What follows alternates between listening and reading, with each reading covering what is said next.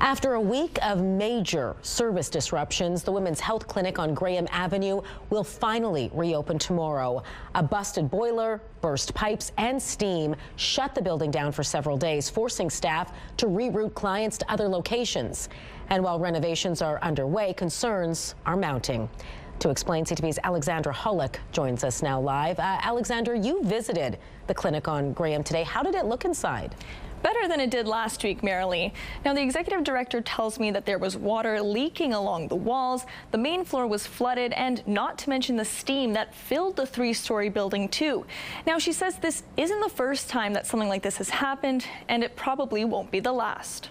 This whole area was flooded. What once was an area for family and community programming now lies in limbo. All of the ceiling tiles were basically soaked full of water, so they all need to be replaced.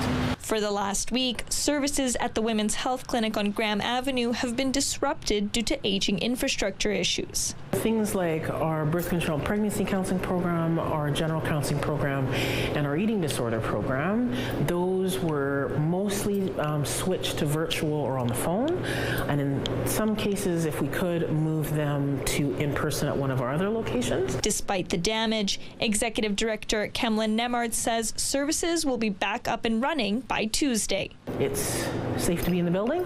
It's good to be in the building, and so we want to make sure for both clients and staff that things are safe. But the future of the building is in jeopardy. Built in the 1960s, it still has its original heating and cooling systems in place.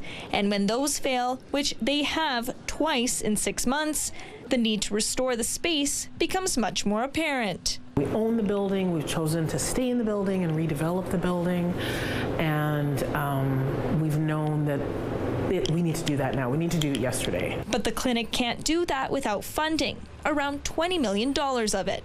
We've been in discussions with the feds and the province around supporting that project, and so I'm hoping in the next, few days, few weeks, we'll hear something. Manitoba's health minister says they're working on it. The clinic has a vision for what that area of healthcare will look like in the future. It takes time, though, right? That certainly isn't a project that would happen overnight or even in a year or two. It takes time. But Nemard says time isn't on the clinic's side. This building is old, and this is not going to be the last time it happens, right? Like, this is going to happen again. Nemard says she hopes to hear from the province and private sectors about funding their capital campaign to restore the building. Now, when I talked to the health minister and asked whether they could provide a timeline for any sort of commitment or progress, they referred me to the clinic. All right, thanks, Alexandra.